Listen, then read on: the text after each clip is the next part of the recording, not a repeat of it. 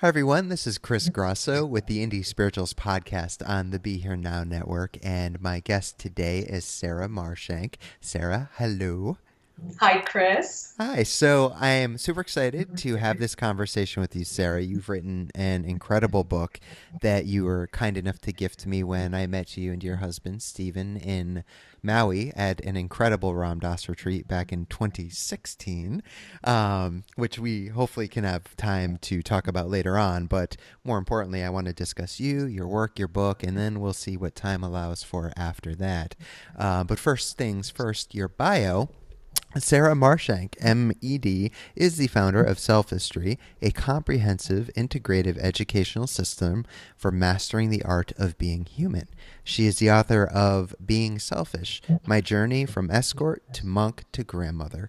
Based in the San Francisco Bay Area, Sarah teaches and speaks internationally, offers online courses, consults with corporate clients, and works one-on-one with individuals.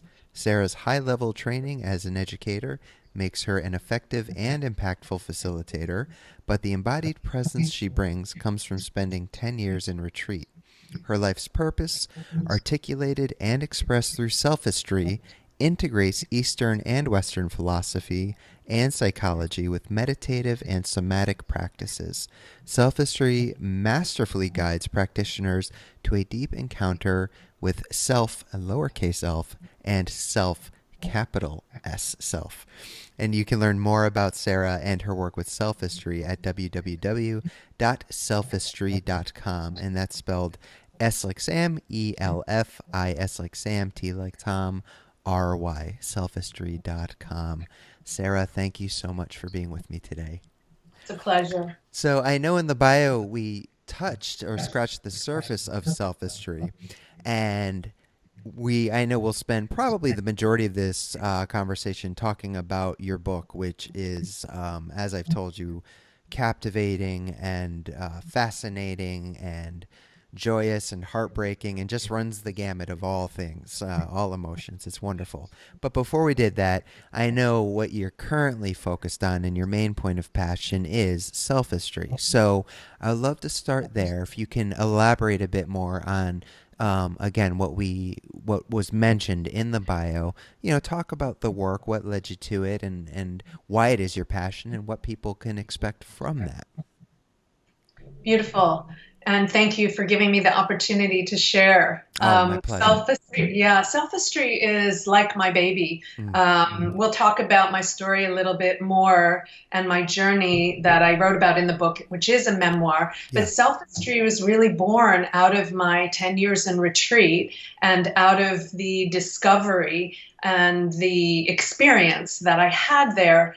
As you know, I have a master's degree in education, so I'm essentially an educator. That's one of my superpowers. And I specialize in human development, which is, the combination between our spirituality and our psychology, which is one of the things I really love about you and the work you do as well. We don't separate those. We're about integrating them. Right. Well, thanks. Yeah, it's kind of cool. I mean, it is cool. So Selfistry is a system that I developed that has a map and a method. So I kind of map out what I call an upcycled version of religion and spirituality and the wisdom traditions, especially the esoteric ones. And so it's a map of our human existence. It has three pillars. The source center, which is emptiness or capital S self, right? Right. It has the witness, which is our self-awareness and our capacity that, and maybe we'll talk about this, that Ken Wilber does speak about in the evolution of human consciousness, but it's also something that gets cultivated through a meditation practice such as Vipassana. Sure. So it's that the witness part of us that kind of, for me, can help navigate and orient how I do the artistry of my life. Right.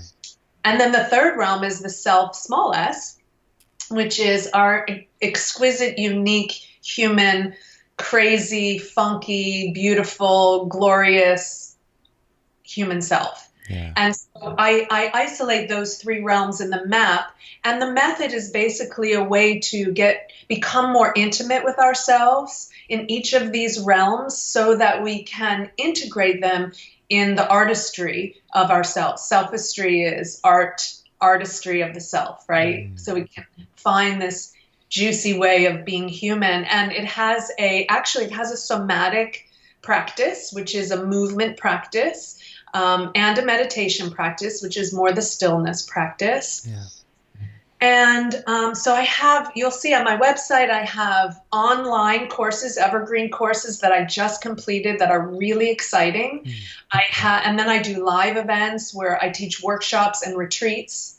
And as you mentioned, I do some corporate consulting, which is really bringing a new life to bringing personal development into the workplace, because we know that that impacts the bottom line, not just for the business, but for the whole culture. So important. So important. Yeah.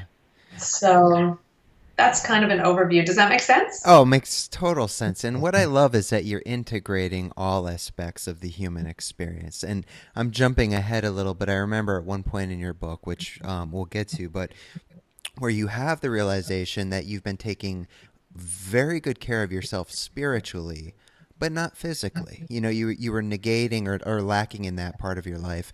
And I know a lot. You're not terminally unique in that, and I experienced it. Many of us do. It's what a lot of people call spiritual bypassing, or even to go deeper. Chogyam Trungpa Rinpoche wrote one of my all-time favorite books, Cutting Through Spiritual Materialism, which I try to read that once a year just to put myself back in check, because Chris likes to really, think, hey, you're doing great on this path. And then I get through one or two chapters of that and it's just like, oh, shit, but in a good way. So I love that you're incorporating that, and you mentioned Ken, and that makes me think somewhat of, how he talks about waking up, growing up, and cleaning up, and how we see all of these scandals that happen with quote unquote teachers from various lineages, and because they're only focusing on one area of their development, not an integrative approach to all of it. So I think Selfistry sounds absolutely incredible. I personally look forward to, delving deeper into it myself. And I can say, even not having done that work with you specifically, just from being in your presence along with your husband, Stephen, like I mentioned earlier, in Maui, a total heart connection, and that's undeniable. So without even doing the work, I can certainly vouch for it and cannot encourage listeners to check out your website and explore that further. And again, I'm very excited to do so myself, which I will do. Just while a book launch is happening on my end, it's a little tricky, but that's a whole another conversation. Speaking of books, Being Selfish, an unorthodox memoir. My journey from escort to monk to grandmother. I mean, that kind of says it all right there. Like, who's going to read that and not be interested, right? So what I wanted to do, it's broken down into 6 sections. So I want to go section by section with you. There's multiple chapters, but what I wanted to do was just give an overview of each of the sections, and then allow you to go wherever you feel moved to go with that, and we can talk about whatever you like. But before I even jumped into the first section, I wanted to read the actual description of the book from the back jacket, because I think that really will help the audience to get a even better feel. I mean, again, that title and subtitle, wonderful. But just to give a little more depth to the book, it reads, in Being Selfish, we meet Sarah facing a second unplanned pregnancy at the age of 22. Her conservative Jewish, politically liberal, middle-class American upbringing fails to provide her with meaningful comfort or guidance. Depressed and disillusioned, she sets out on a 20-year pilgrimage to explore sex, God, and herself. Her forays into Orthodox Judaism, the sex trade, and New Age spirituality don't satisfy the depth of her longing for authenticity. Then she meets Sam, a New York baby boomer turned monk, living a life unplugged from society in remote rural Oregon. When Sarah realizes what Sam is up to, she abandons her careers, friends, and family to dive into a disciplined life of meditation, yoga, fasting, and silence. It wasn't her original intention to spend a decade in isolation, but that's what it took for Sarah to discover who she really is, though not without paying a price. Being Selfish is an inspirational, illuminating, and intimate memoir. Sarah's unorthodox story, told with unflinching candor and wry humor, will appeal to all those interested in the messy busyness of finding their unique path and purpose in life. And I love that line, with unflinching candor. That's a perfect way of wording it. You and I spoke before we started recording, and I think I might have actually used that word. I also find it poignant and captivating and just an exceptional book. So let's dive right into it.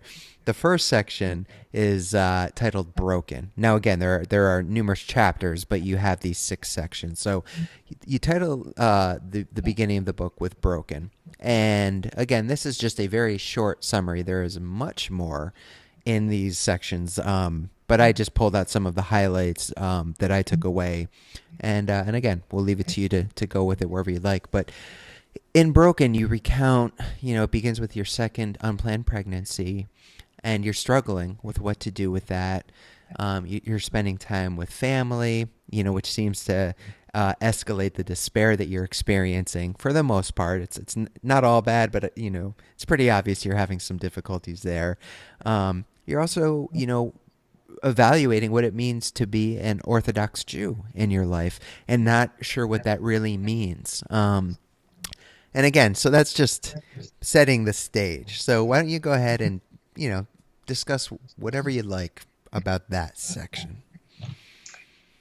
Well, first of all, I just want to say that your comment about candor is really important. I want to just underscore that, because one of the things I love about you and your work and our connection is there's a certain rawness and authenticity that the world is yearning for. Mm-hmm. And it's not just, talking the talk. We're walking the walk, in the sense of we really are being as real and as authentic as we can about everything, no holds barred. Right. And that's really refreshing. So I love that about your work as well. Well, thank you. It's I think what people are desperately searching for right now. So that's why, again, I can't recommend your book enough. But thank you for the kind words. Yeah. And that's where my story starts, really, is that I can't find that in the world. I'm 22 years old, and all of us, all the listeners out there, have a moment, right, in our lives where we go, what the, how did I get here?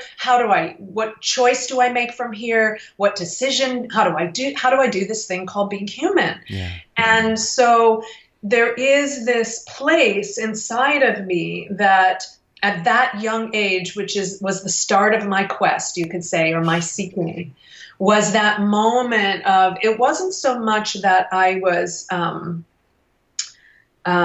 it wasn't so much which choice was the right choice. Should I have this child or should I not have this child? It was more, the question was more, from where inside do I choose? It goes back to that inquiry, like, who am I? Who made the choice in the first place to have sex with these guys and get pregnant, right? Sure, right. And then who's making the choice now of how to proceed in my life? And how do I locate the deepest, most authentic, most true knowing of myself, so that I can live with whatever choice I make and really rest in that. Really rest in that, not second guess it, not have remorse, not have regret. There might be grief and heartbreak, because you make one choice, you choose chocolate over vanilla, and you're just not going to have vanilla. So it's okay to grieve the loss of the vanilla, but to really own the choice of the chocolate being the right choice for me. So I love that. Oh yeah, and that's it's like you're almost pulling a Ramana Maharshi before even knowing about Ramana Maharshi, right? Who am I? Where is this decision coming from? That's so beautiful, and I think that's something so many people struggle with. Yet either one, they don't take the time to explore it, or two, they're so consumed with what's outside, not with the inner self, that it gets buried and buried. And I know for myself that was part of the case, but also I buried it intentionally through drugs and alcohol because I wasn't at a place where I was ready to explore that. And thank God I am here. Like, I love what you said about grieving. Because even when I decided to lay down the drugs and the alcohol, there was a very sincere grieving experience. And then, I suffered numerous relapses after that initial decision. And every time there was grieving because it's like losing a best friend, but it's making that decision and exploring where is that decision coming from inside of myself, which I love you point that out. And then, yes, allowing whatever needs to occur from there to occur. And in many cases, grieving, of course. Yeah. So yeah, and I also wanted to talk, if you're comfortable with it, a little bit more, because you seem to, I wouldn't say crisis of faith is right, but you're really exploring your heritage in Judaism at this point. And it seems, though you don't go too deeply into your childhood in the book, but it becomes pretty apparent that was something that's taken rather seriously in your family and was deeply instilled with you. Can you talk about that? Because it seems like, and again, not knowing the story before really this point, it seems like this is maybe not necessarily the first time, but a point in your life where you're really beginning to question, what does this even mean? Yeah. Beautiful question. I think that for me, so I was raised conservative, not Orthodox. Oh, okay. Yeah. So I was raised conservative. It was more of a cultural, communal identification or connection Sure. to the religion. But like you said earlier, what it ended up being for me was more what you said about, making decisions from the outside, right? We're so busy following other people's ideas, whether it's religion or our parents or our friends or what we're seeing on Facebook, or that we don't take the time to be selfish in the wisest sense. I make this distinction because selfistry, being selfish, being selfish isn't a very popular thing, and yet we all are selfish. And so I try to make this distinction between what the Dalai Lama calls being wisely selfish, where we can take the time to spend some time to know ourselves, our truest selves, right? That's buried, like you said, buried. And we often bury it ourselves because we don't know better, because we're scared of it. We don't know which voices to listen to, because what if that voice tells us to, end our marriage or move away or become a monk, right? It's disorienting. And so when my life hit the skids at that second pregnancy, and I had this crisis of life, of faith, of everything, and I knew I needed to find the answers for myself, I figured the first place to start was go back to my ancestral roots to see if maybe underneath the superficial expression of the religion, which is very beautiful and very meaningful to a lot of people. Sure. I don't want in any way diminish that, but to see, for me, was there something in the Kabbalah, in the esoteric teaching of the Orthodox way of being Jewish that could answer and touch that deepest place inside of me? And in the end, it did not hold me, but there were a lot of things, and still are, and you speak to this too, in every religion, there are threads and gems and jewels of wisdom and of meaning and of beauty that I do carry from the Jewish faith. Yeah. So that's what I have to say about me and my Jewish heritage. And though I do love the Hebrew language and speak it fluently. So that's, yeah.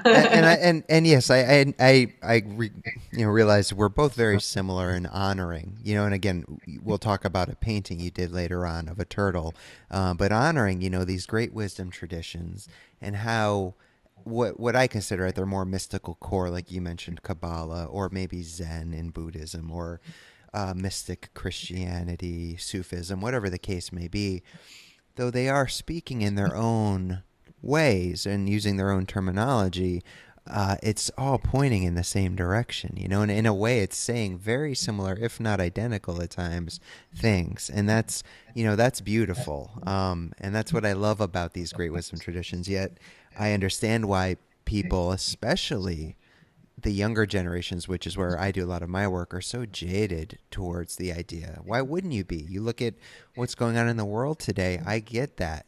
So it's a tricky thing to learn to meet people where they are, but then it's so inspiring also, like at that Ram Dass retreat we were at. I was shocked at how many younger people were there. At the Integral conference I just spoke at, again, shocked at how many younger people, because I think Ken and Ram Dass, they're my two like big teachers outside of the classics like Nagarjuna or Shankara or Chogyam Trungpa. But the contemporary teachers, they're it for me. Ken's stuff I think can be much headier than Ram Dass's, because with Ram Dass it's all love, it's the soul, it's all love, it's the soul, like, and that's great, and you can't go wrong with that. Yes, Right. yeah, my head to heart, From role to soul, from role to soul. I Yeah. love that, right? And then Yeah. Ken too, but Ken saying a lot of similar things, just in more technical ways at times. Um, and to see though that that's resonating with younger people is wonderful, and so necessary. And I had a conversation with one of the people at Integral while there, and we're going to be starting this small think tank. We've actually already had conversations since then about making these teachings more accessible. And I got to spend time with Ken at his loft pre-conference, and he recognizes as well, like, the materials there, and all he considers himself really is a map maker more than anything. And let's make these maps accessible to people so that they can show up, and we can hopefully turn things around before it's too late, because that damn doomsday clock, it keeps getting closer and closer to midnight. Yeah. It kind of lights the fire underneath our butts to get us, people like you and I who are teachers, to really move forward with this work. And I think one of the things that you bring forward, especially with Ken Wilber's work, is that at one point in human history, religion provided that meaning making, that esoteric, Sure. that guidance on all levels. And we're just at a point in we're at a turning, and Ken Yes. speaks to this turning. Yep. And what I love about, one of the things I love about you, and what I love about what you said about, Ken and Ram Dass, who are your core teachers, you can say, and I would say they're in that posse for me as well, is they're uniquely themselves Yes.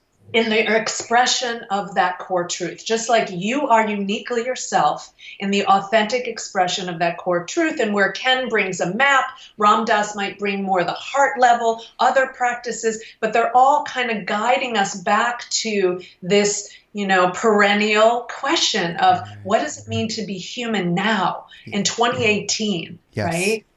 Oh, so well said.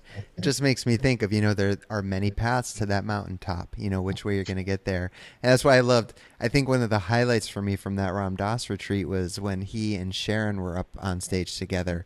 And you know how Ram Dass loves to use the word soul. And in Buddhism, Right. can be a questionable term. Right. Yes. And so to see them kind of banter back and forth, very heartwarming, because it's done from a very loving way. And yet they honor and respect that at the end of the day, they're both, like Ram Dass would say, walking each other home and trying to help each other walk one another home. And yes, I'm speaking in, dualistic relative terms right now, but like you said earlier about witnessing, and another great teaching, witnessing, oneness, unity, all stuff that I think we'll get deeper into as this conversation goes further on, because your exploration definitely leads you deeper into all of these queries. And so moving on, the next section is titled Open. And for me, what I took away is it seems where your exploration starts to really deepen. Not to say it wasn't deep to begin with, but it's starting to deepen. You're talking about the practice of yoga and going to therapy and exploring your physicality and sexuality and romantic relationships, and of course the frustrations that those can bring. And then there's the reality of God, and your being exposed to Carlos Castaneda. It's your first introduction to Ram Dass and Be Here Now, and you're reclaiming your sexuality and learning about that, or at least beginning to. So again, I know I just threw a ton of shit at you, but like I said, this is all just the tip of the iceberg. That's all I'm offering is like a brief synopsis of each of these sections. So with all of that in that section, Open, what would you like to convey about that, or what messages or what comes up for you as you revisit that part of your life that you'd like to share with the audience? I think it comes down to this, Open says it, this wonder, this curiosity, and even what you were saying earlier about soul. And so for me, what the openness in my journey was about was like, okay, I'm obviously lost and confused and heartbroken and depressed. Okay, like first of all, admit I'm fucked up, Yeah. something feels wrong. And then it's like, okay, be open to finding the answers anywhere that they show up. Like I have this deep faith and trust that the universe is fundamentally friendly and that I have the capacity to figure this out if I just put my time and attention on it. So what I like to say to people, and I say this to my students a lot, it's just be open and curious. And a word like soul, for example, instead of thinking we know what that means, be willing to explore and experiment and discover, well, what is soul? Do I even what is that? Or what is my sexuality? Or what are the foods that make my body feel good? Or what are the books I really want to read? Or the movies I want to see? Or, so it speaks to more the personality, the self, small s, and the willingness to get uncomfortable, to meet our heartbreak, to meet the pain, and to really just open to what's possible. Yeah, I absolutely love that. So with you also talk about, like I'd mentioned, Castaneda and Be Here Now in this section, and I think that complements exactly what you were just saying. So at this point in your journey, as you're really, you're learning to open and find what you can where you can, which is something I too talk quite a bit about, and I talk, like I mentioned to you earlier, pre-recording, I believe, but I go into a youth mental health facility, and it's so important to meet not just youth, anyone, but I find especially with younger people, meet them where they're at. So I will often use concerts or skateboarding as examples, because you absolutely can find spirituality and, capital S self there. As Ken Wilber would say, spirit imbues all things at all times. And he's not, the first to say that. You look at probably the mystic element of all great wisdom traditions and whatever wording, it's the manifest all arises out of unmanifest, and so it's all interbeing with one another, as Thich Nhat Hanh, Zen master, might say. But so what was the influence at that time of Castaneda and Ram Dass, if there really was a major impact, or were you just kind of reading it and there wasn't much of an impact?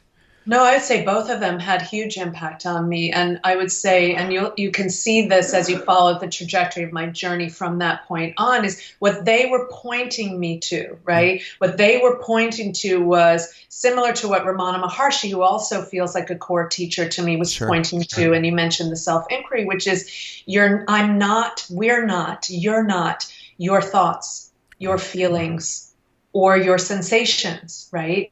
You are not those things, Sarah. And those things are you mentioned the duality, right? Yeah. Your personality, your self, small s, is real, relatively real, but that doesn't mean, just because it's relative doesn't mean it's not real, right? And so I think Castaneda and Don Juan, and I read the books, all of those books, and did the practices in them. And I even was able to meet Carlos later in life before he died. No kidding. Yeah. I went to a tensegrity event, which was the body-based practices that the witches, which is were his women queens or, apprentices. It's unclear what the relationship was. Sure.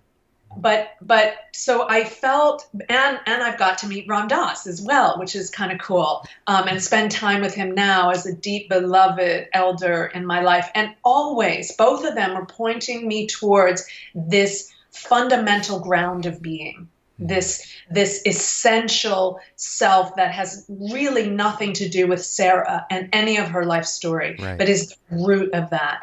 And so I think sometimes, Chris, you could probably relate to this. We are reaching out for that peace, right? And trying to fix Sarah, right? Yeah, And yeah. we have to attend to her. We don't want to do spiritual bypass. Right. But my journey led me really, and you'll see in the next phase of the book when I meet Sam, is like, okay, let's find that core sense of self, capital S, the stillness and the silence at the ground of all being. So And then happens. Yeah. before we jump into that, I love, because we've mentioned witnessing a few times, and some people listening might not be quite familiar with what that is. You know, Ken calls it witnessing awareness. Ram Dass calls it loving awareness. Basically the same thing. They're just wording it a bit differently. But I remember, I think I'd first read about it from Ram Dass, and I don't recall if it's Be Here Now or The Only Dance There Is, or, you know, whichever book it was of his. But he talks about, you know, this practice of impartially witnessing yourself. It's almost like, say, you're walking down a sidewalk and you're behind yourself in a way, just watching, not judging, you know, like good or bad, negative, whatever, just with an impartial curiosity. Like, oh, that's interesting. You know, this emotion comes up, good or bad. Wow, that's fascinating. You know, like Chris is feeling this or Chris is feeling that, or, you know, Chris sees this attractive woman or this unattractive woman and he's processing it, or, you know, whatever the case may be. Wants an ice cream. Oh, how fascinating. Like, what's your experience been with that? Is it similar? And if so, like, for someone listening who's interested, what would, if you were to give a basic instruction on it, how would you offer it to them? I love it. I love that description, that it's so articulates how I experience the witness self. And it's such a core, it's the core pillar. I say it's the secret sauce of selfistry. And what I would say, and I'll tell you why, because when I did meet Sam and decided to really engage in a very intense meditation daily practice for years, I wasn't taught about the witness. What happened was, that's what I discovered. Like Ram Dass and Carlos Castaneda and all these teachers were saying, you're not your thoughts, Sarah. You're not your emotions, and you're not your physical sensations. And then the question is, well, then who am I? Yeah. Right? So you sit quietly. For me, it was a sitting practice, a sitting quietly, and that's what I teach. I recommend that. As I mentioned, there's a sitting practice and a movement practice, but the sitting kind of calms the nervous system. It eliminates a lot of the external distractions and the body being involved and the sight being involved. And there's this just settling into this place inside of me that sees my thoughts happening, that notices my feelings, my emotion, whatever I'm happening, and my sensations in my body, and I don't do anything about any of them. I just keep sitting there. And then you sit long enough and you just become the witness. Yeah. And then there's like this relief. I don't know if you can relate to this, like, oh my God, I don't have to follow any of those thoughts. I don't have to believe any of those feelings. I don't have to worry about any of those sensations, but I can, if I want to, move into the ones that feel, you know, creative, that feel genuine to me, that going back to that authentic self, you know, that thought actually resonates, you know? Right. See, I love that. And it does. That's how I experience it as well. It's not that necessarily the thoughts go away or the feelings go away, but there's this, even a minuscule, slight spaciousness that I experience that allows you to feel those feelings or experience those thoughts, but not identify with them. You're almost able, from that witnessing perspective, to kind of smile at them. Like the Buddha would say, I see you, Mara. Like, hi. Or, you know, even invite Mara in for some tea, but not feed into it, you know, like I see you, and that's okay. And that's been important for me because I still have a lot of thoughts around with drugs and alcohol, you know, wanting to use this substance or that, or not just drugs and alcohol, but anything that's going to take me out of the feelings of unpleasantness. And I would certainly judge that, and you know, just I have some deeply rooted self-worth issues, and they still rear their ugly head. But now I can learn to sit with them with the spirit of compassion and gentleness. Not always, because I am so far from perfect. I still beat myself up. But on a good day, I can, be present with them and hold them, and hold space. And it doesn't mean that it's fun or pleasant, but I'm not negating them. I'm not pushing them away. I'm not creating more shadow material that will, manifest itself in one way or another in my life. I'm able to re-own them and reassociate them into my overall being, and just allow them to be there. And that's been one of the healthiest and most difficult, but healthiest things I've learned to do. And it's crazy because I say difficult, but it's so simple because literally all you're doing is nothing. You're just letting it be there. The trick is letting it be there without attaching, identifying, feeding it, going into the story, like really adding fuel to that fire. And that's part of another one of the things I really loved about your book is as you're talking about these experiences, the myriad experiences you have of discomfort or whatever it is you're questioning and this and that, you're so candid about it. You're letting readers know what's going on in your mind, and you actually share that internal conversation. And at times I laughed while reading it, not because I'm laughing at you, but because holy shit, yeah, same here. My heart's breaking for you, but I'm laughing because it's like, God damn, the human experience. Here we are. We all think we're the only ones, going through this, but no, we're not. So I really appreciated that. I love that, and I love how you, how you describe it's okay to have them, and it's okay to be in loving witness of them, and then to get lost in them and come back. It's like this toggling. Right. It's messy sometimes, and Yeah. sometimes we just like the realness and the candidness of your journey with that, my journey with that. I think it does give people permission to not have shame Yeah. around whatever impulses arise in them, from the darkest to the lightest, right? Right. That can be in relationship with our inner landscape in a way that I think the witness helps us slow down. It gives us that moment of pause, Mm. that moment of breath where we can make a wise choice of how to move into an unwholesome thought or feeling, let's say, and then to have other people on the path for support, for me to call Chris, and say, I'm losing it, man. And you can be that witness for me. All you have Yeah. to do is just be that witnessing presence if I can't access it. And then my relationship with that unwholesome thought is transformed. Mm. We talk about what to do about it. Do I need therapy? Should I go on meds? Should I change my diet? Then we start to work with that human self in a really loving way. Mm. Because, like you said, we're all a mess on some level.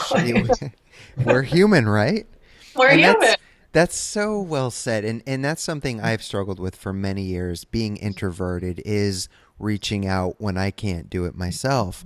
But I've learned the very hard way how necessary and also cathartic that is. As you were just saying that, I remember about a year and a half ago when I was going through the initial stages of my divorce. Um, it was very tough. I had moved back to Connecticut I was living in Canada at the time. And That's when we met you, actually. yeah, it was right around that time, right? That was right around that time. Yeah. Yeah, yeah. It Yep. was an interesting time to meet me. It was really tough. But I remember I'm very fortunate to have a close friend in Mirabai Star and Mirabai Bush, both in, the Maharaji Ram Dass satsang. But Mirabai Star and I have had some really deep conversations. And I remember there was this time where we Skyped together after I just moved back. And she basically just listened. I just kind of poured my soul out and cried the ugly cries. And at the end, she's like, there's not really anything I can tell you right now, but I am here and I am bearing a loving witness to your pain and what you're going through. And that's all I needed, was for someone to hold that space that I couldn't hold for myself, just like you said. And we're fortunate when you start doing this kind of work, you start to meet those kinds of people that are there to do that. And they don't expect anything in return. It's who they naturally are, and how blessed we are to have people like that in our lives. So I'm so glad you made that point. And I still see a therapist to this day. I have friends I can rely on, but I need a therapist. Totally. You know, No shame in that. no, none at all. And I talk, here I am saying it, but I talk openly all the time about it. Like, thank goodness I have that, because I have, like I said, I have very trusted friends who, have a lot of wisdom with these sorts of things, but also that, to have a trained therapist, and one that I certainly trust. Finding the right therapist is key if that's a Yes. route someone cares to take. And Yes. luckily I found that right therapist, and I'm very happy about that. But yeah, like, whatever means necessary, right? Like, Exactly. so, but moving along, Yes. we move into the next section of your book, where things start to get a little juicy, let's say. It's called Wild for a reason. I appreciated right in the beginning, you're talking about emotions, and you're seeing a teacher, and she's describing them as pockets of energy and motion, and certainly resonate with that. But then you're also discussing in this chapter a myriad of things: faith, free will, trying to find truth while struggling with your inner critic, which is something we've already talked about and we can all relate to. And then your experience of living your life as an escort for roughly 3 months.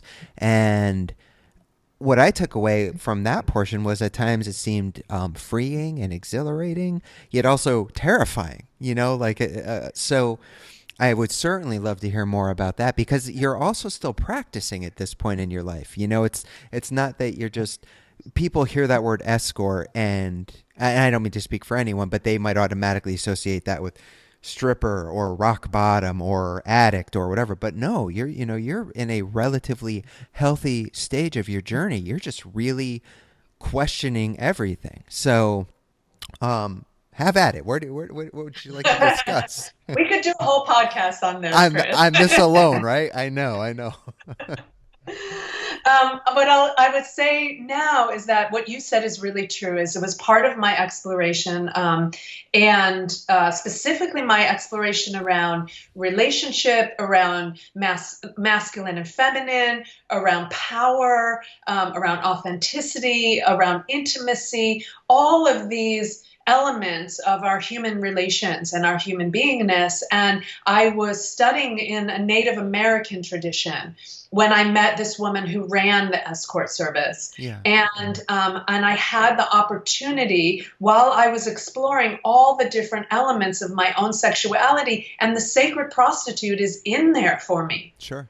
I started studying about what a gift and what an honor it is to offer sexual pleasure, just because of the beauty of pure sexual pleasure. No shame, no blame, no need. And I think more than anything, and Stephen and I were just, we sometimes talk to groups about relationship and sexuality and spirituality. And we just met with a young group of people in London, and we were talking about this, and it was especially relevant for the Me Too right now, and the timeliness of all of the shadow material coming forward around our sexuality and how we do power and relationship and intimacy and sex. And at that point in my journey, I was really feeling just my pure, raw sexual self and the beauty of that, without putting a relation, like I don't need to be married, I don't need to have kids, and just my body's pleasure, whether I had an orgasm or not. It was just this beauty of being in this human form. And I really had a lot of compassion for men. Yeah. And how ashamed they are for their sexuality, and part of the root of their movement to take it because they need it on some level. We all do on some level, but especially the masculine testosterone driven sexuality. And it was really, for the most part, a joy and a pleasure for me to meet with brothers and honor their sexuality and not shame them in a very like the contract and the boundary of, I'm going to be with you for an hour and you're going to give me these green pieces of paper and it's all yours. No different than when you go to a therapist or I go get a massage. There's a clear agreement. And then there was an opportunity for me to just, bless and love a brother. And why wouldn't I want to do that? Yeah. you know? So there was a lot of learning for me at that point, and you can read in the book other areas of sexual exploration that I was doing, but the thread really goes back to open, right? Mm-hmm. And while it's like being willing within set, I don't recommend it for everybody. Sure. Everybody's have their own, and I felt safe. I felt like in those days, this was, we didn't have cell phones, we didn't have, so there was a risk to it, Right. and there was some fear around it, but I just rested in my confidence and my trusting that this was a wonderful opportunity for me. And yet at the same time, I was in a very abusive personal relationship, right? Right. Yeah. There's the polarity there, right? Or there's the other side. So yeah, I don't know if there's anything else to say about that. What? Let me ask you. So it lasted roughly 3 months, Yeah. and how did you know when your time with that was up? What was it for you that you said, you know what, I've learned all I can from this, and it's time for me to move on? That's a great question, and I think that's something that all of us, are challenged by when to stop, or when to say yes or when to say no. Right. For me, it was honestly the other relationship, the personal relationship, Yeah. that drove me to go sit with Sam, to go move into a very still and simple and uncomplicated life, to source that inner self. Right. More the personal relationship than the escorting, to be Mm. honest. So it was really a combination of, it was just time for me to go in. Yeah. Had that not come up, I may have worked for a while longer. Yeah. You know. Well, I appreciate how much you own that part of your life, because a lot of people, just like the addict, I still meet people that don't openly admit. They'll email me and say, thank you for your work, this or that. I'm still not at a place in my life where I can openly, or I feel I can openly talk about this because of the stigma and the shame. And that breaks my heart, like that is still there in the world. Like, as long as you're not harming yourself or others, like, who is anyone to judge you? Now, addiction, of course, you are harming yourself. I mean, literally, I can't tell you how many people I know that have lost their lives. And you're harming your loved ones, and so on. But at the end of the day, if you come out of the other side of that, then that's wonderful. That builds character, that gives you strength. And that's why for me, it's so important to own that. And for you, like I said, I really appreciate that you own that. No shame. Like, you have no shame in that. That was a very big part of your growing process. And I deeply honor that. I wish there were more people that spoke to that. I know someone in Maine who wrote an article a few years ago. She's now in an interfaith seminary, and I lost touch with her. I think we talked last year, but she used to be a stripper, and she claimed that, though unfortunately she had some negative experiences at the end that was like, I need to leave this. Yeah. But she entered this interfaith seminary, and she wrote a really moving article for, I don't remember if it was Tricycle or Shambhala, but they published it, and I'm so glad they did. And she Yeah. was owning that part, and it's time we own these parts of ourselves. And to recognize that, our Puritan values, Yeah, really color our healthy relationship with our bodies and our yeah, sexuality, so there's a lot more we could say and unpack around that. And yeah, and in no way do I want to diminish the women and men out there that have resorted to, working as in the sex trade, for in not good environments, and right, not, as a desperate act. That I yes. have a lot of compassion, and yeah, it's a totally different experience. Yeah. Absolutely, it is. And so we can move on from that. What I would recommend, though, again, is first of all, pick up this book, period, just because it's amazing. But there is so much more to that part of Sarah's story, and again, it's just very captivating. But I'm glad we got to chat a little bit about it.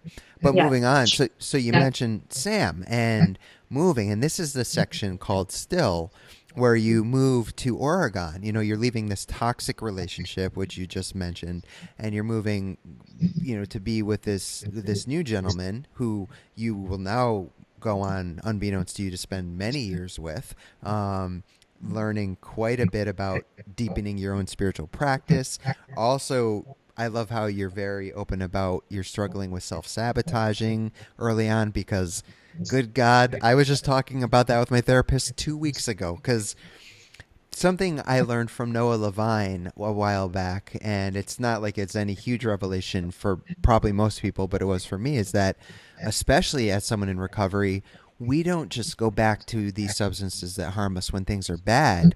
We also go back to them when things are good because we don't feel worthy of them. And Oh, that was such a big thing for me. Towards the end, I couldn't understand why I would go back to that stuff. I didn't want to. I didn't like it. I wasn't depressed. Yet there I was returning to that. So I appreciated you addressed the self-sabotaging.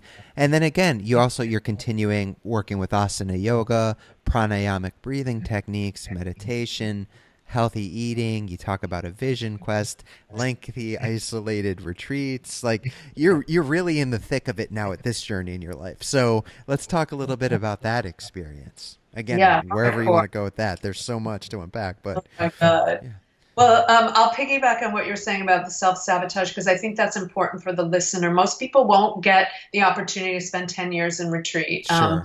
in the way that I did. And in a way, it was a real luxury. But what I would say is that the regular practice and the devotion. I remember Gangaji once saying that the sincerity of our intent will carry us, right?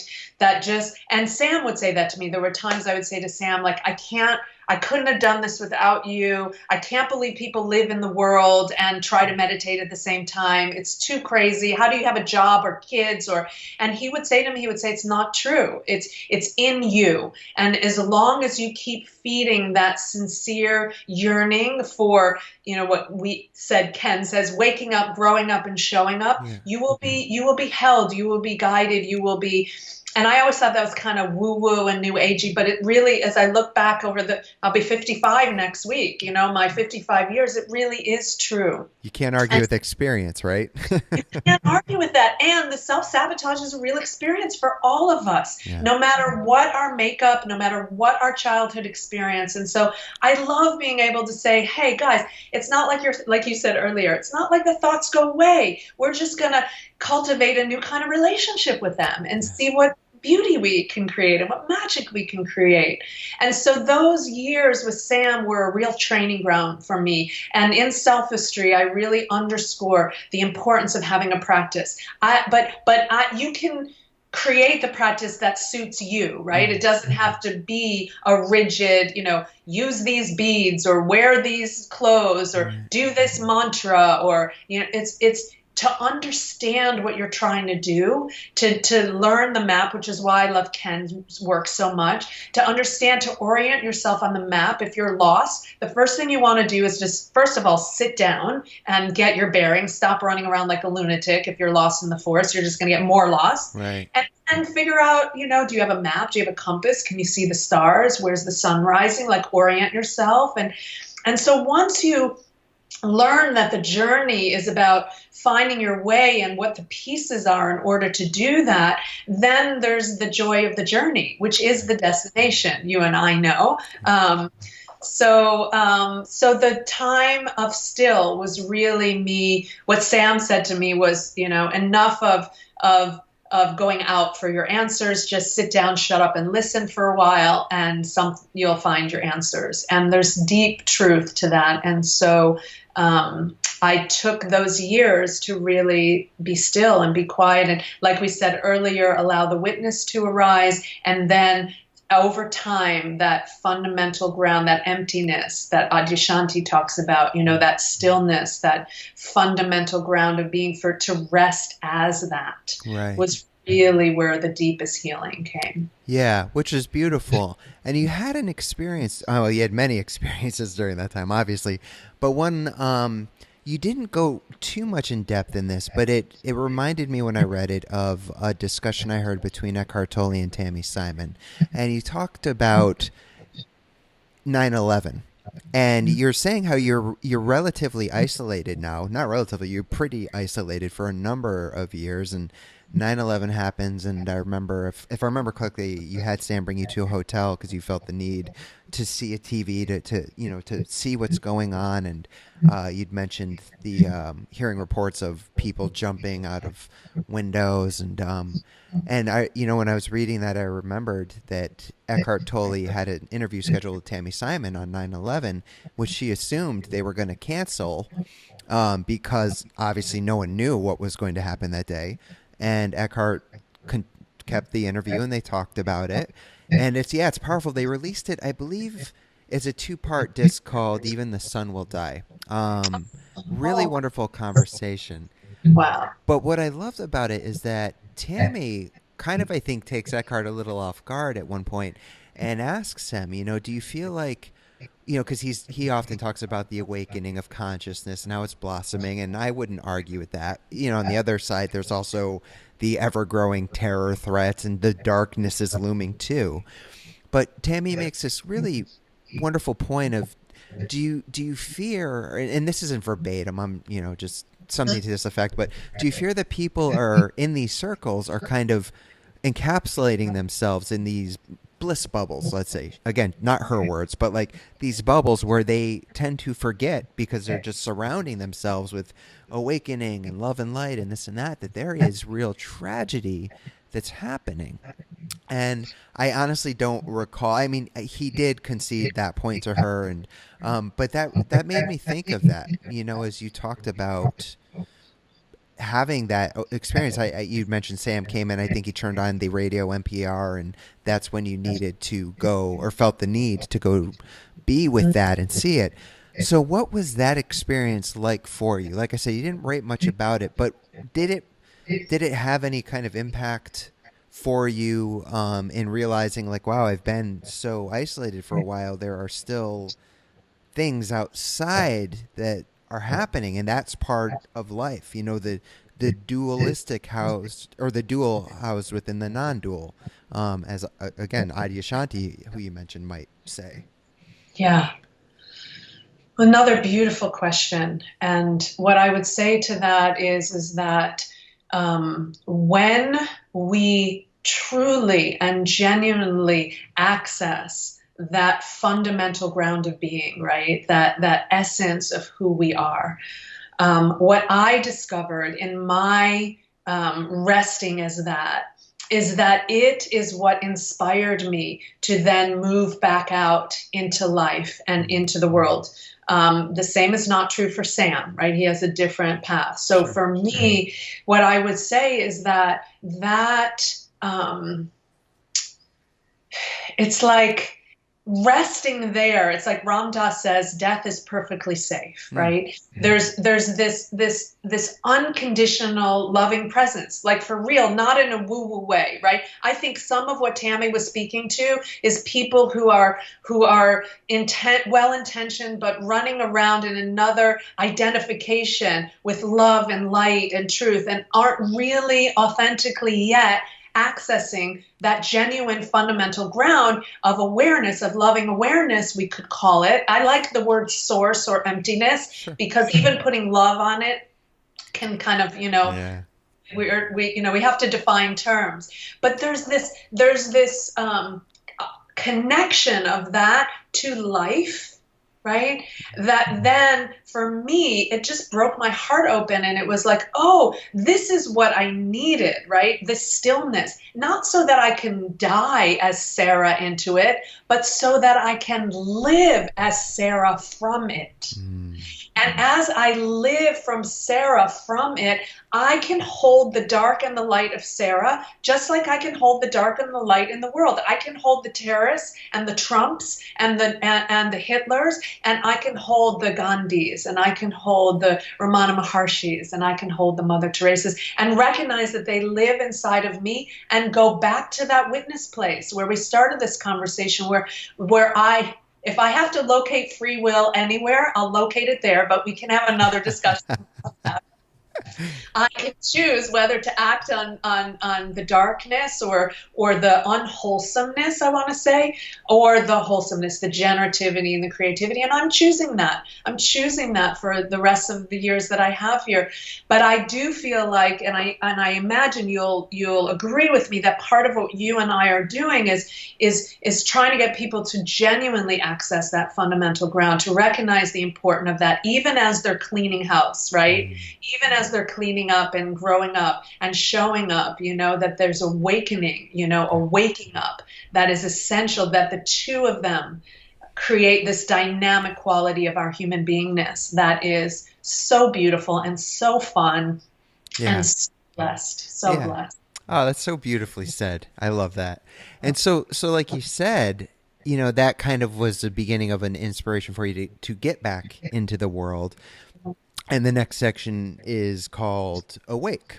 And this, we already touched on some of this, but again, I'll just recap it and let you go where you go. But I love how in the beginning of that, you talk about a drawing you were doing of a turtle with 8 sections on its tail, and how it kind of, in that moment, it was leading you to this understanding that all religions originate from the same truth. And then in your words, I loved how you worded this, so I made a note, and they spiral out into their own unique creation stories and belief systems, which couldn't agree more. And again, we've kind of already chatted about that. But you also discuss, at this point, you're now studying Neoplatism. You're really exploring emptiness, which has come up a few times, which, that can be a real hot topic for those in the spiritual community, and what that actually means on the ultimate level of things. You also go on to talk about claiming your new name of Sarah with an H, and that's something I think I would love for you to chat about. But you also mentioned the realization, and which we talked about earlier, of you're taking care of your spiritual self for years, but not your physical self, with an experience of a bear and some cubs, if I remember correctly. Again, it's been a little while since I read your book, but I remember that was very fascinating. And then, and this is a lot in this one section, again, just giving an overview, but as it goes on, you're realizing that, the relationship with Sam is beginning to drift apart. This is where we're introduced to Steve also towards the end of the chapter, who also then introduces you to Zen Roshi, and is it Junpo? Junpo, yeah. So, again, I know a lot in there, but for readers, that's an overview of this section. But maybe if you want to talk about reclaiming Sarah with an H, like, I know that, you were thinking of different names and this and that. Like, what led to that? Why did that need to happen for you? What was the significance and importance there?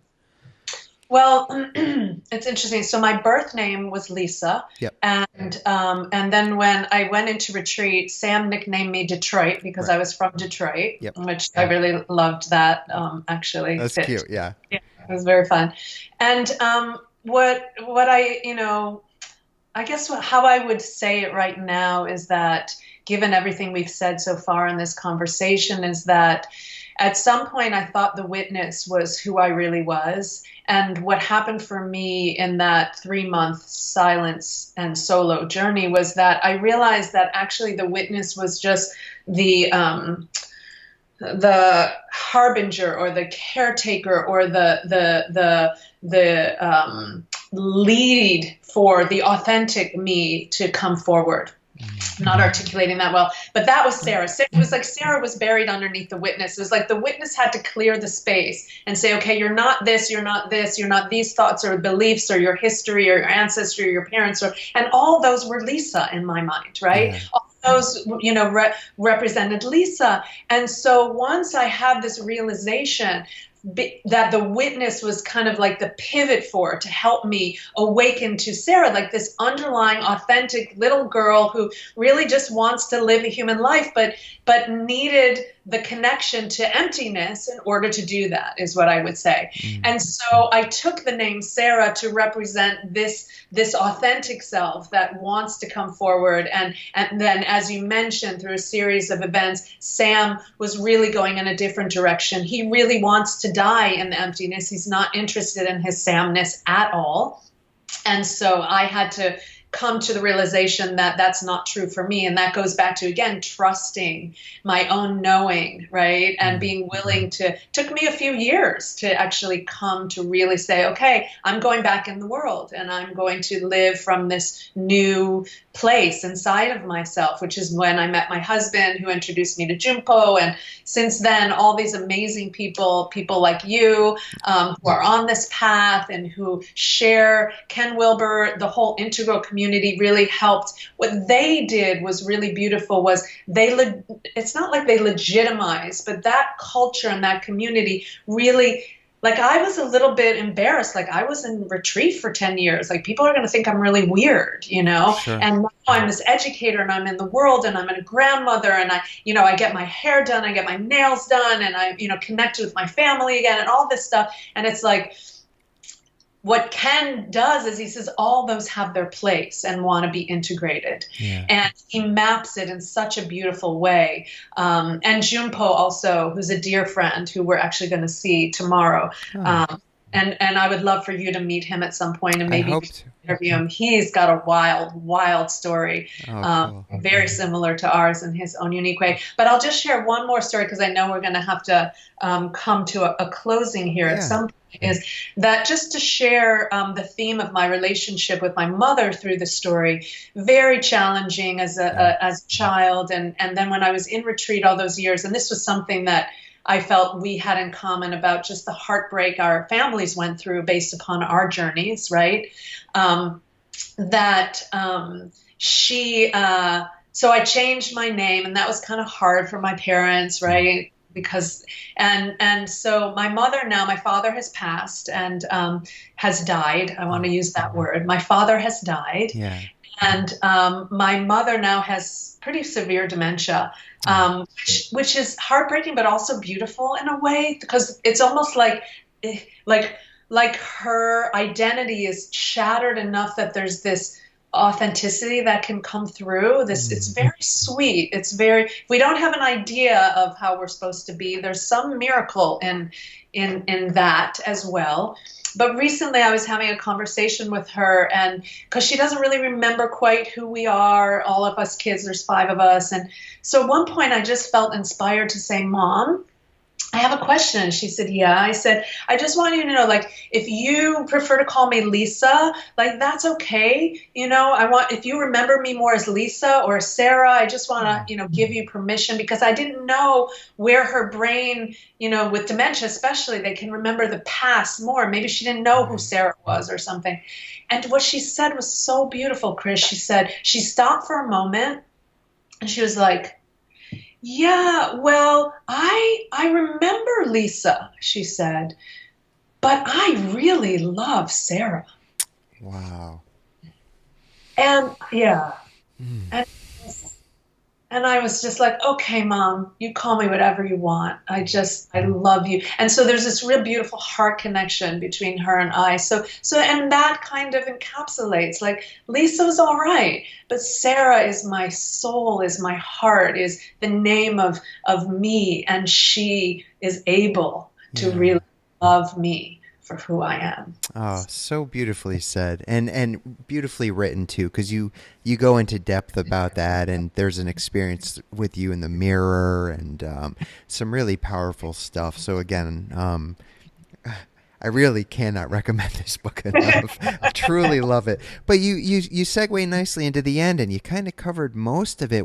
You mentioned, the I would say unfortunate, but it's not. It's life. I mean, of course, it's unfortunate. But your father's passing, it seemed that brought some reconciliation. However, amongst some family as well, which that's beautiful. You and Steve continue your relationship and end up you actually talked to him about getting married, which I remember reading he was shocked. I think you were on a beach or something when that happened, and or at least talking about it.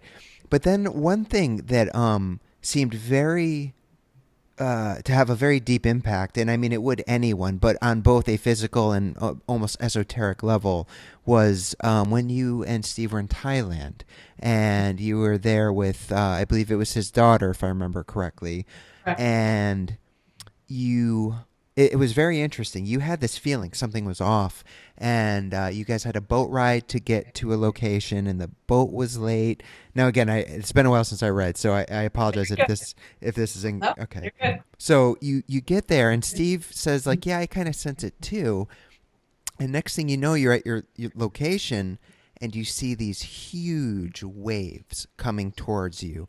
And Steve takes his daughter and runs, and you kind of freeze. You start to run, but you freeze, and then you get the water's up to your, I don't know, your knees or something, and you get hit with some, I don't know if it was a something, and it shakes you out of it.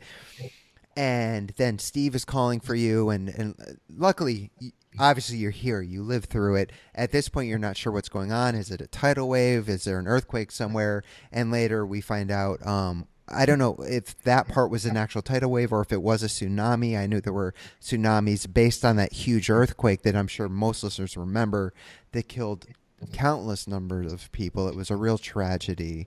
But this had such a deep impact on you. You know, like you say at one point something to the effect of, in a way that solidified things for you and Steve on a very deep level. So I thought that might be a nice way to kind of end the conversation, or we'll talk about that. And then of course I want to give you the final word on anything we didn't discuss, but, you know, that was very powerful for me as a reader, at least. So I can't even begin to imagine the impact that experience had on you on every level. So if you're cool with sharing a bit about that, I'd love to hear directly from you about that. Yeah, that was huge. That was the big tsunami of 2004 in Thailand, Yeah. and Christmas time. Yeah. And I was fresh out of retreat, so still very much adjusting to being in the world. And you have to understand that when I came out of retreat, I didn't have money. I'd been out of the workforce for almost a dozen years at that point. I had no connection with my family, no friends. So I was really kind of this newborn coming into the world. And by the grace of God, goddess, whatever, Sure. Stephen came into my life, and we've been together ever since, though who knew at the time, right? Right. That's an interesting story. But I said to him, he loves to travel. He loves travel, culture, food. He's really quite a beautiful chaperone in that regard. And so I said to him at some point, I said, you know, will you take me on one of your trips? Because I want to feel, going back to like the how Lisa was open to figuring out the answers to these big questions. Sarah is just as open to now being human and coming back into the world. So I'm like, take me on a trip and let me feel that. Let me feel that in my body. And he said, okay, I'm going to Thailand in Christmas. I'm taking my daughter with me, and why don't you come along? Mm-hmm. And Thailand would not have been my first choice. I was kind of thinking like, take me to Italy or take me, you know, somewhere romantic. Thailand, oh no, I don't know that culture. I'm not drawn to that culture, which I now am deeply in love with. So anyways, the long story short is we ended up on a beach in an island called Konai in the Andaman Sea. And when the tsunami hit, we were on the side of the island where we didn't get the direct hit of the tsunami, but it was almost like we got the rise of the water level and then the backwash in a way once it hit the shore and came back. So it was a 10-foot wave instead of a 30-foot wave. Otherwise, I most certainly would be dead. Yeah. But a 10-foot wall of water coming at you is quite astounding. Sure. And so for me, what it was, we were on the beach at the time, and yes, you relay the story very well, very good memory, and you can read about it in the book, is that for me, there was a moment of it was kind of that life or death. Like, do I really want to be in the world, or do I really want to die into emptiness? Like, okay, you have a choice point here. And I made the choice to live. And at the same time that I made the choice to live, what living means is a recognition of death. And you and I talked about the possibility of having death as an advisor, which is a Castanadian term, right, be a theme of our conversation today. And kind of bringing that through was that I recognized that as I step back into life, it means that I had to step into honoring death as part of that cycle, because that tsunami did not care, whether you were black or white, whether you were old or young, whether you were male or female. It took, and that's where I didn't know if I could do it. Like, I didn't know if I could live with the heartbreak of what nature does and what humans do to each other. Yeah. But in that moment, it was kind of like this fusion for me of, well, I know that death is perfectly safe. Yeah. So it's not that I'm scared about it. What I'm really scared about is living. Right. Mm-hmm. And I, in that moment, I said, I'm saying yes to life. And the way that Stephen handled himself in that crisis showed me that he was the kind of man that I wanted to walk next to in life. And the depth of his own spiritual journey and his own awakening matched mine. And so it was a recognition at that moment as well of like, wow, I think you're my guy, Mm-hmm. So it's kind of this beautiful, just kind of conclusion or moment. It was a beautiful moment in the journey of my life where I knew I was back into life, and I didn't know what it was going to look like. And there's another, section of when our first granddaughter is born, and that's another theme in the book of just of owning my choice to not have children and empowering other women to make that choice and not have shame around it. And yet at the same time, being able to grieve that I didn't take that path, right? I'm not going to do that grief again, that vanilla ice cream, not having it. But yeah. As you're saying that, I remember, I'm trying to pull it up because I remember the way you ended it. You're talking about that, Edie is her name, correct? And yes. I remember, I love the way you ended the book. That's why I'm pulling it up, because I don't want to butcher this. But you're talking about a conversation with her, and how we are running out of time. But she's talking about being her grandmother or something to that effect, and the very end of it, and this is how the book ends, and I love this. You say, "I'll help you as much as I can, Edie," I tell her. And then it goes on to say, "I was born and broken for this. I lift her head off my shoulder and hold her out in front of me. Her eyes are wide open." And that's it. And sorry, spoiler alert, there's the end of the book. But I absolutely love that. I mean, tears the first time I read that. It was just like, what a poignant way to end an incredible story. And then what I appreciated as well is you do, I forgot what the name of the section was, but it's like a kind of epilogue, now you call it. And yeah, you just bring us up to speed, which you kind of already have done. And here you and Stephen are now, and you're married, and you each, what's beautiful is I know you each travel, often together, often on your own. So you have this really wonderful relationship where you both honor one another, your togetherness and your individuality, and that's incredible. It really is. So I am honored to know the two of you. I love you guys so much, and that's after just meeting you once, and but having communication since then. So this has been a pleasure. Like I did say, I like to always give the guest the last thought. If there's anything regarding the book we didn't cover, if there's anything in general that you wanted to share, the floor is yours to bring us to a close.